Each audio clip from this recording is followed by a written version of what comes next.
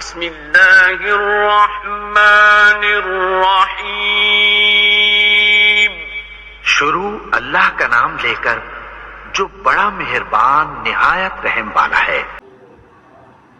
حضرت عقبہ بن عامر رضی اللہ عنہ کہتے ہیں کہ میں نے رسول اللہ صلی اللہ علیہ وسلم کو سنا، آپ فرماتے تھے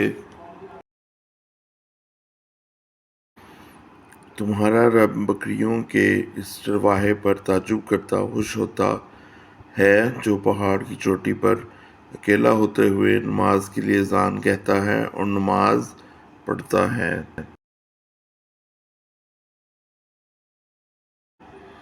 اللہ عز و جل فرماتا ہے، دیکھو میرے اس بندے کو جو نماز کے لیے اذان اور اقامت کہتا ہے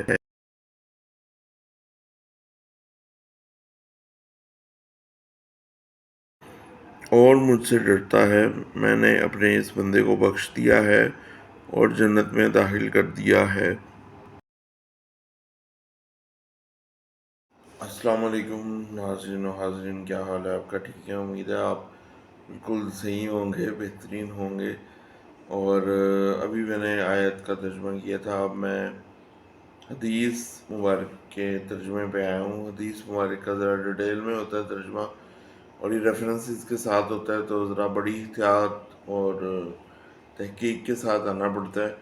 اچھا جی، اس کو شروع کرتے ہیں۔ یہ سنن ابو داؤد کی حدیث ہے، اس کا ریفرنس ہے 1203 ہے۔ نماز سفر کے احکام و مسائل سے ریلیٹڈ ہے اور صحیح حدیث ہے، اور یہ حضرت عقبہ بن عامر رضی اللہ عنہ سے روایت ہے۔ وہ کہتے ہیں کہ میں نے رسول اللہ صلی اللہ علیہ وسلم کو سنا، آپ فرماتے تھے تمہارا رب بکریوں کے اس چرواہے پر تعجب کرتا ہے، خوش ہوتا ہے جو پہاڑ کی چوٹی پر اکیلا ہوتے ہوئے نماز کے لیے اذان کہتا ہے اور نماز پڑھتا ہے۔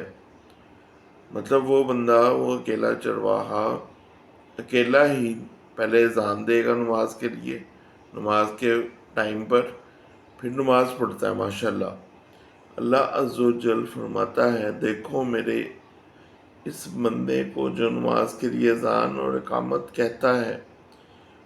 نماز کے لیے اذان دے لی، پھر اقامت کا مطلب ہے جو نیت ہم پڑھتے ہیں، ٹھیک ہے، نماز شروع کرنے سے پہلے وہ اقامت ہوتی ہے۔ اور مجھ سے ڈرتا ہے، میں نے اپنے اس بندے کو بخش دیا ہے اور جنت میں داخل کر دیا ہے۔ اس کے ساتھ ہی حضور پاک صلی اللہ علیہ وسلم نے بتایا اس کا ثواب کیا ہے۔ اس بندے کا اللہ تعالیٰ نے اس بندے کو بخش دیا ہے جو ایسے اکیلا ہی اذان دے رہا ہے، پھر نماز پڑھ رہا ہے اقامت کے ساتھ، ماشاءاللہ، اور اللہ تعالیٰ نے اسے بخش دیا ہے، یعنی کہ وہ اپنے کام چھوڑ کے سیدھا نماز پہ آ گیا اور اس نے اذان دی باقاعدہ، پھر اقامت دے کے نماز کی نیت کی اور نماز پڑھنا شروع کر دی، تو اللہ تعالیٰ نے اس کو سیدھا ڈائریکٹ ریوارڈ دیا، انعام دیا، جنت میں داخل کر دیا، بخش دیا اس کے تمام گناہ کو اور سیدھا جنت میں داخل کر دیا۔ تو یہ چیز اگر ہم سب لوگ اپنی نمازوں میں کریں تو ماشاءاللہ ماشاءاللہ اللہ تعالیٰ ہم سب کو بخش دے گا اور جنت میں ڈائریکٹ ہمارا راستہ کر دے گا۔ ہمیں اس حدیث کے اوپر چلنا ہوگا اور چلنا بھی چاہیے، اور اللہ تعالیٰ ہمیں اس پہ چلنے کی توفیق عطا فرمائے، ساتھ ہی ساتھ قرآن پاک کی تلاوت کرنے کی بھی توفیق عطا فرمائے۔